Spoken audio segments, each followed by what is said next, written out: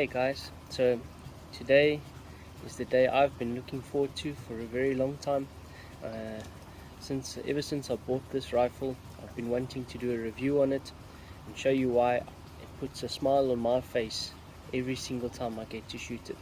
So today we're going to be reviewing none other than this beautiful Artemis PR900.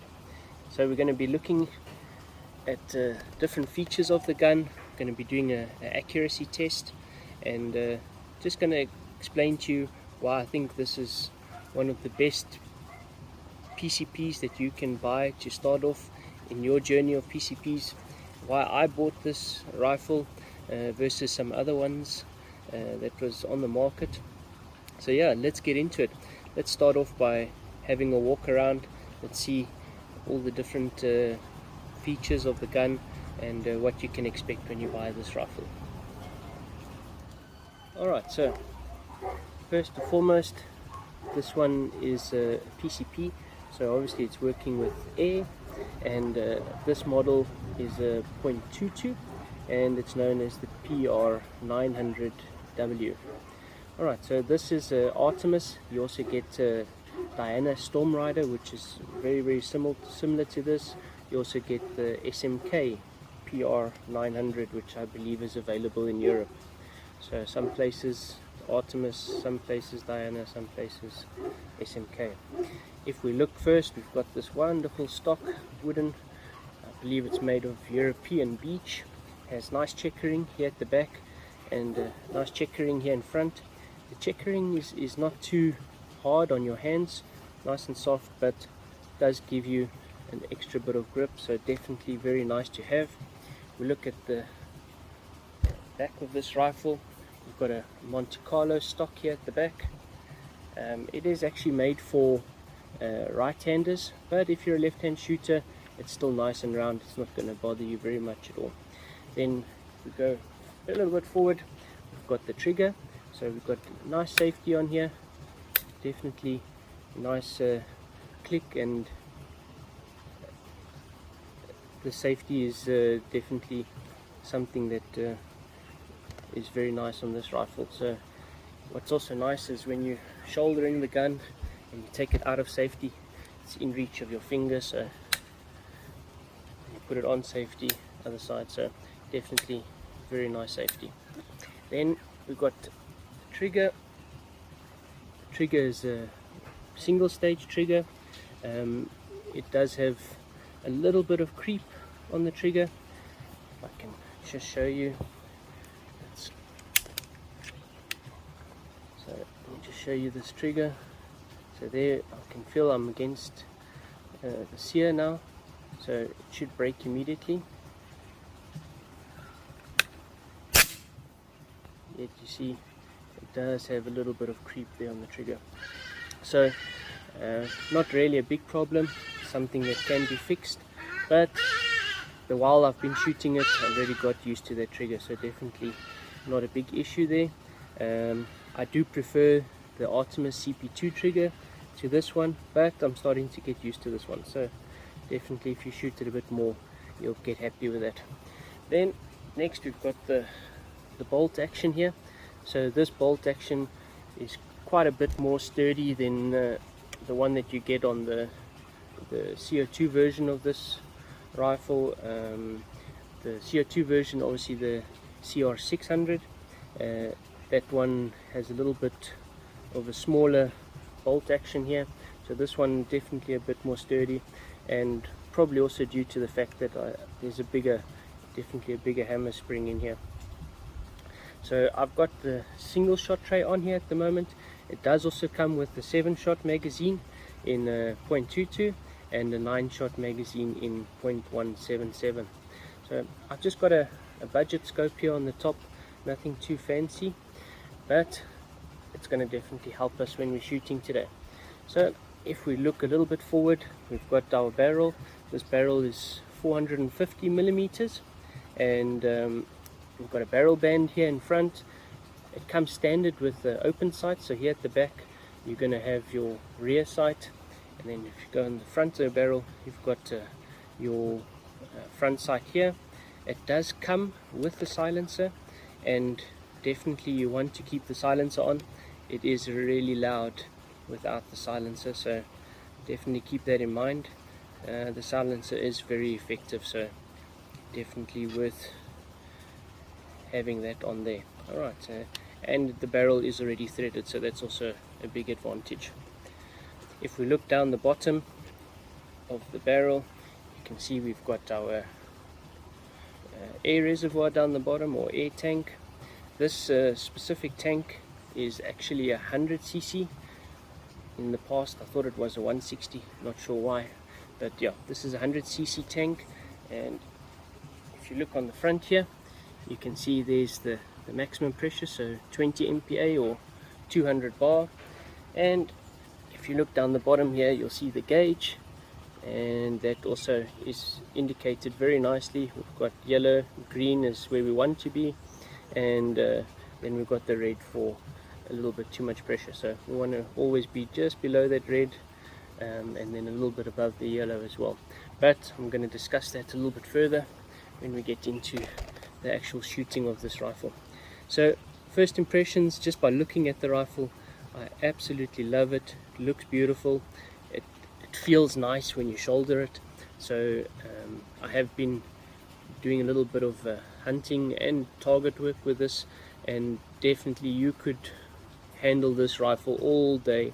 I think it comes in at just over 2.5 kilograms without the scope, so definitely not a heavy gun, and also not a very big stock, so definitely you could use this rifle for teaching youngsters as well. Definitely it will be able to do that. Then if we carry on, we're going to be doing a bit of accuracy testing. We're going to discuss a little bit of the shot strings of this rifle, and yeah, let's get into the accuracy testing then.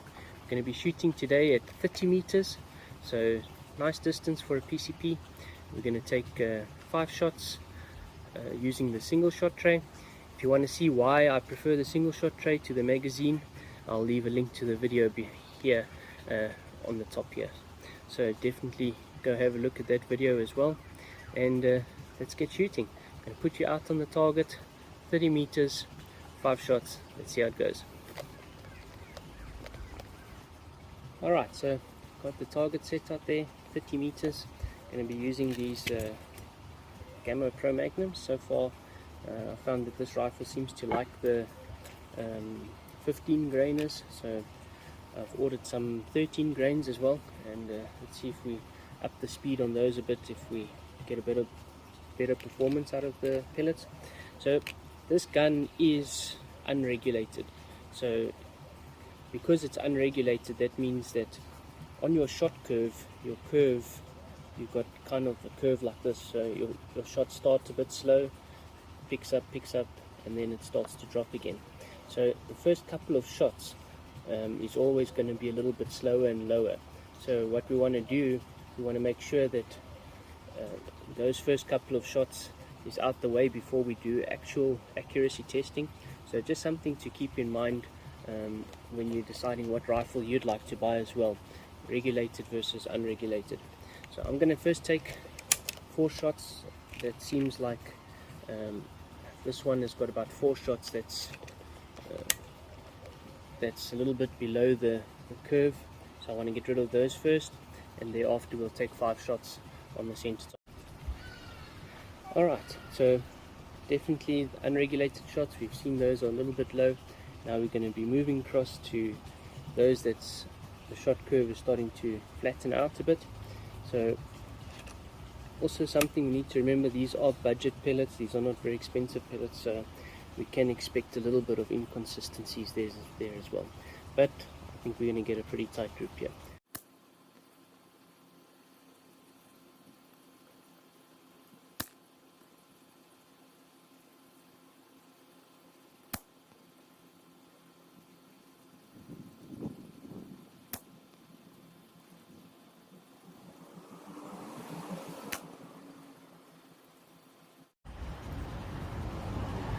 Okay, so what can we say for accuracy? Most definitely this gun can be accurate. Do you need to get to know it? Yes. Is there still some pellets that I need to test? Yes, definitely. But just remember, it's unregulated, so you're going to need to get to know your gun a little bit. I will be making a video in the future showing you how you can do that even without a chronograph, so look out for that video coming out in the future. I'm going to show you how to get to know your shot count even though you don't have a chronograph, so look out for that. Definitely, would I advise buying this rifle? Absolutely. As you can see, it definitely puts a smile on my face every single time I get to shoot it. What's the difference in cost between this and, let's say, a budget regulated rifle? Well, the closest regulated rifle to this one in terms of price here in South Africa is going to be the Air Avenger or Air Venturi. The budget regulated one comes in at about 8,000 Rand. This one I got for 5,000, and that's including the pump. So this rifle probably costs about 3,500 Rand. So it's half the price of a regulated PCP. You can get external regulators which can go on here that you can fit yourself. So that's going to put you back between 1.5 and 2 grand probably. So definitely you can make it a regulated PCP if you want as well. But for me, the same old friend that told me I must shoot what I have, he also gave me a very interesting saying. He said that if you have to trust someone, would you trust someone with many rifles or a man with one rifle? And the answer is the man with one rifle, because there's a good chance he's going to know how to use it and use it well.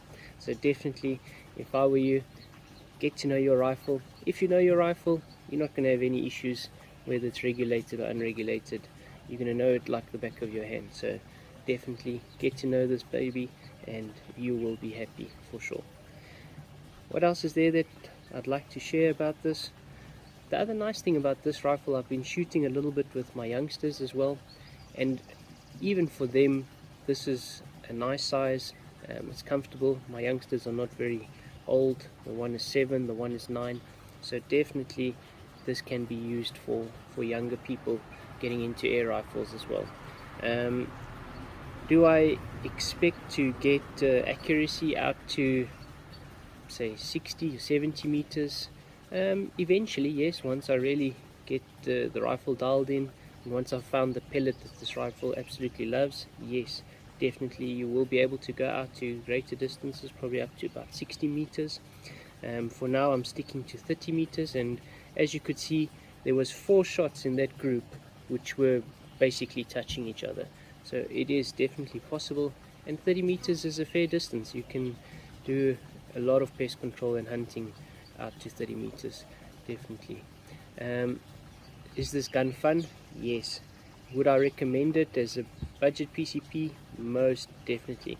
Is there other options? Yes, there's also a few more options. You've got the QB Chief, which I think is a little bit more expensive than this one. I think it's about 4,500, also unregulated. The other nice thing about this one is it's running at 200 bar. So what that means, using the hand pump, it's a lot easier to pump it up to pressure than say the Air Venturi, which is 250 bar, or even the Umarex Origin, which is also 250 bar. So you're going to need a lot more effort to pump those up. So yeah, that's my sayings. I really love this gun, and I would recommend that you get one as well. If there's something else you'd like to know about this gun, please let me know in the comments, and I'll definitely share it with you. So just got one more topic I'd like to discuss with you guys, my loyal followers. So if you've made it this far in the video, hang on another minute or so, and we're going to share that last bit that I want to share with you. Okay, so first of all, thanks to all of you that's stayed on in the video this long. Many of you have been following me for almost a year now, and that we've been making these videos, that my journey on YouTube has been going on. So firstly, thank you so much to all of you that are subscribed, and those of you that have been my loyal followers from the beginning. and there's quite a number of you, so thank you very much. I really appreciate all your comments and being part of the channel. It really helps us to grow. So my objective for this channel is to grow it even further, and I want to be able to share this hobby that I have, or the sport that I do of air rifles, with as many people as possible. Unfortunately, being on a budget, it's not always easy to be able to afford getting all the latest and nice things that everyone is able to test. So for me to be able to do that, I need to rely on some donations from you, and thank you so much. Many of you have already made donations via PayPal, and I really appreciate it, and I can guarantee you that all of those donations is being used towards this airgun channel and growing it. The second thing that I'd like to mention, I've also started a Patreon account. So if you'd like to become patrons to the channel, it's a small fee of $3 a month, but all of that money is going to go back into the channel to help it grow. And as a patron, you're also going to be able to get some inputs as to what videos you'd like to see, what testing you'd like to see, and then that money will also go to buying whatever we want to be testing. And I want the channel to become as interactive as possible, so that you that's been following me, you that's been loyal to me, can get what you want to see on the channel as well.